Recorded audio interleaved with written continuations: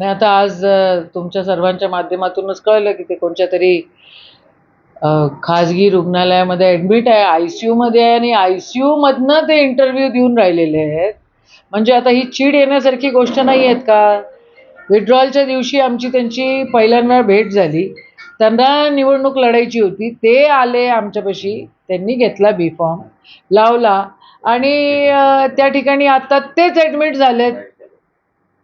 म्हणजे घोडबाजारे काय आहे हा कारभार? कोट्यवधी रुपयाचा याच्यामध्ये व्यवहार झालेला आहे असंही आम्हाला कळतंय.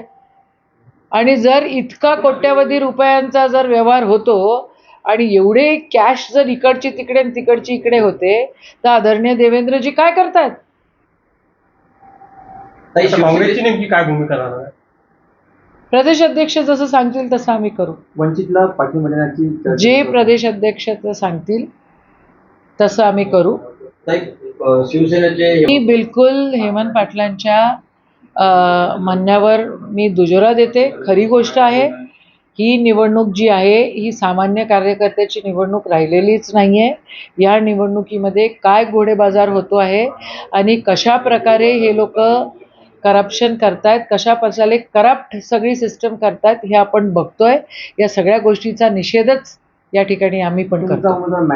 चर्चा पूर्ण राज्यभर होत आहे. हो, तर ICU मधनं जर तो इंटरव्ह्यू देत असेल भाऊ, तर काय आपण बोलावं याच्यावर? तो मॅनेज झाल्यासारखाच आहे ना. 15-20 कोटी रुपये त्यांना घेतले म्हणतात. मी तेच बोलले की 15-20 कोटी रुपये त्यांनी घेतले.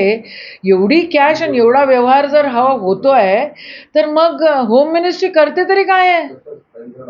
नागपुरातच ऍडमिट आहे म्हणते तो, आणि नागपुरातून तो ICU मधनं इंटरव्ह्यू देऊन राहिला म्हणते.